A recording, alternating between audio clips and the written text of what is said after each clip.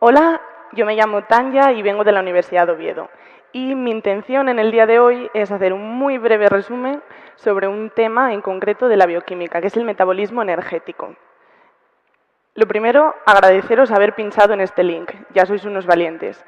¿Por qué bioquímica? Bueno, como sabéis, en las últimas preguntas, en los últimos exámenes se están haciendo muchas preguntas sobre estas asignaturas más básicas. ¿Y qué pasa? Yo en realidad creo que no son difíciles las preguntas en sí. La dificultad radica en que hace muchísimo que no vemos estos conceptos, que no los repasamos y están olvidados. Entonces, quizás con unas pequeñas herramientas y refrescándolos nos ayude a enfrentarnos a las preguntas esas nuevas que no podemos estar preparados. Así que comenzamos. ¿De dónde sacamos la energía? Los tres principales componentes son proteínas, glúcidos y lípidos. La gran mayoría se obtiene de los glúcidos, pero sí es verdad que la que mayor rendimiento energético produce son los lípidos. Como veis aquí, por cada gramo se producen 9 kilocalorías. Y decís, vale, ¿qué hacemos con esta energía? ¿Para qué nos sirve? Bueno, el organismo, el metabolismo, se organiza en dos rutas. Unas son biosintéticas, es decir, son como las ramas de un árbol. Comenzamos en un tronco y a partir de unas sustancias muy pequeñitas podemos ir en diferentes vías siguiendo las ramas para construir otras más grandes y esto consume muchísima energía. Sin embargo, en otras ocasiones nos puede interesar producir energía. ¿Qué hacemos? De grandes moléculas las rompemos, las degradamos mediante procesos de oxidación con lo que se conoce como catabolismo. Vale, un tip. A veces las preguntas no se responden por conocimiento, sino por un pequeño concepto que nos salva o nos ayuda a descartar una opción y ya nos guía un poco. ¿Qué es oxidación y reducción? Casi todas las reacciones en nuestro organismo se basan en esto, reacciones redox. El agente que cede el electrón es el que se oxida y como hace que otro se reduzca es el agente reductor. Y por tanto, el que capta el electrón es el que se reduce y es el agente oxidante. Vale.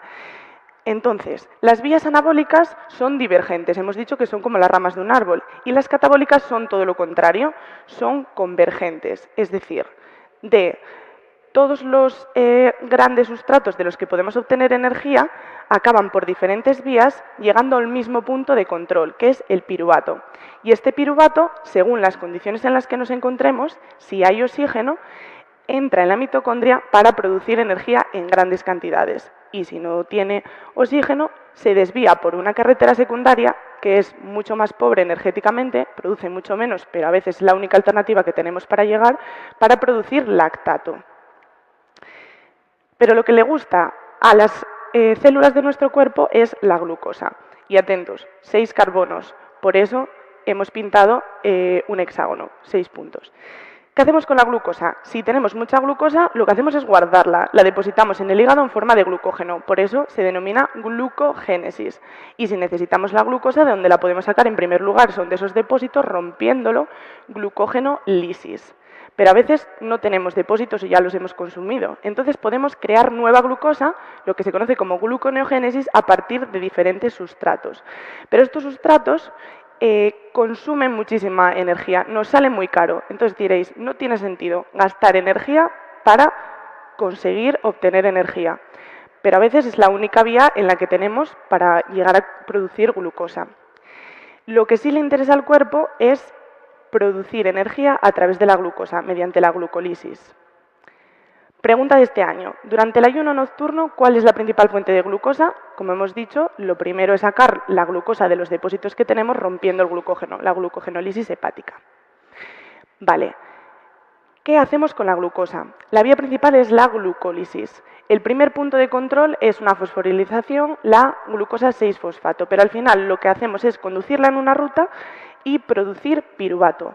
2 moléculas de piruvato, y os recuerdo el distimio a 2 años para cuando lo sepáis, 2 ATPs y 2 NADH. Como veis, se produce poca energía.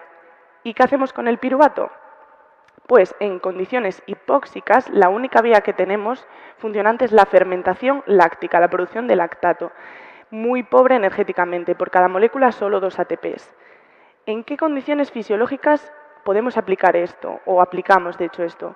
Pues en los eritrocitos. ¿Por qué? Porque los eritrocitos son células que no tienen organelas, no tienen mitocondrias, así que no tienen manera de llevar a cabo la respiración celular. La única vía que tienen de producción de glucosa es la fermentación láctica. De hecho, el 90% de la glucosa que les llega la aprovechan en producir energía. Solo una pequeña parte la utilizan en la vía pentosa-fosfato para regenerar este agente. Este agente, el NADPH, es muy importante, es un agente reductor. Los eritrocitos y todas las células, igual que nosotros, necesitamos protegernos ante el estrés oxidativo. Y este agente es muy importante en este control. Si tenemos un déficit de la enzima glucosa 6-fosfato deshidrogenasa que mantiene esta vía, no vamos a poder regenerar el NADPH y entonces no nos podemos defender frente a los agentes oxidantes. Por eso, cuando este tipo de personas, individuos que tienen esta enzimopatía, adquieren o ingieren agentes oxidantes, pueden tener crisis hemolíticas. ¿Y qué es el 2,3-disfosfoglicerato? Bueno, este en realidad es un metabolito intermediario de una de las rutas de la glucólisis.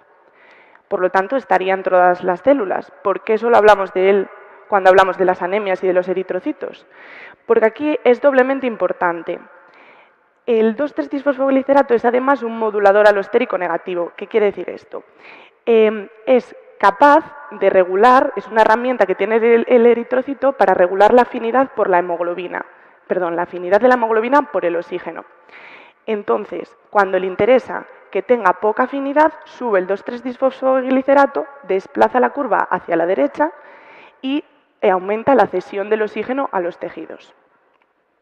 Vale, ¿y qué pasa en condiciones, en condiciones con oxígeno normal, que es lo que suele ocurrir? Con el piruvato, el primer punto es producir acetilcoenzima A, y este es un signo de cruce, alerta, porque lo vamos a ver luego. Lo que hace esta acetilcoenzima A es entrar en la mitocondria, ciclo de Krebs, para producir grandes cantidades de energía, por cada molécula de glucosa 32 ATP. Esto es lo que se conoce como respiración celular. ¿Por qué? Porque consume oxígeno y produce CO2. No confundir con el proceso de ventilación pulmonar, que es el intercambio gaseoso a nivel pulmonar de oxígeno y CO2. Técnicamente este es el concepto correcto.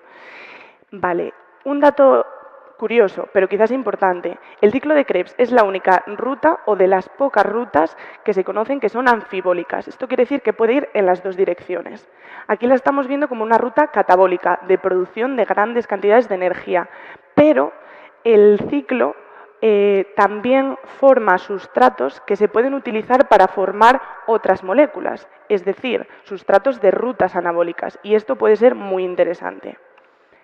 Pregunta antigua, pero también importante, sobre el ciclo de los ácidos tricarboxílicos, que es también llamado el ciclo de Krebs o ciclo del ácido cítrico. Nos vienen a preguntar sobre la definición y quieren que sepamos que es la vía final común de producción de energía en condiciones aeróbicas con oxígeno. Vale, pero ¿qué pasa si no tenemos glucosa? ¿De dónde podemos obtener la energía? Pues la otra opción es sacarla de los ácidos grasos que podemos obtener de los triacilglicéridos, bien exógenos de la dieta o endógenos que tenemos en los depósitos grasos. El primer paso, siempre es importante por si acaso, es la unión con la coenzima A, acil de ácido graso, acilcoenzima A, y este entra en la mitocondria y coge la ruta de la beta-oxidación para producir otra vez de nuevo acetilcoenzima A. Ojo, al acetilcoenzima A podemos llegar desde todos los puntos, a través del piruvato, tanto de proteínas, glúcidos y lípidos, pero también hay esta otra vía alternativa interesante que se salta el piruvato, que es la beta-oxidación, a partir de los ácidos grasos. Y como veis, en la mitocondria pasan dos cosas importantes, tanto el ciclo de Krebs, que nos permite llevar a cabo la respiración celular, como la beta-oxidación, que nos permite obtener la acetilcoenzima A. Vale, en condiciones de ayuno o de inanición, ¿qué pasa? Nosotros nos falta glucosa.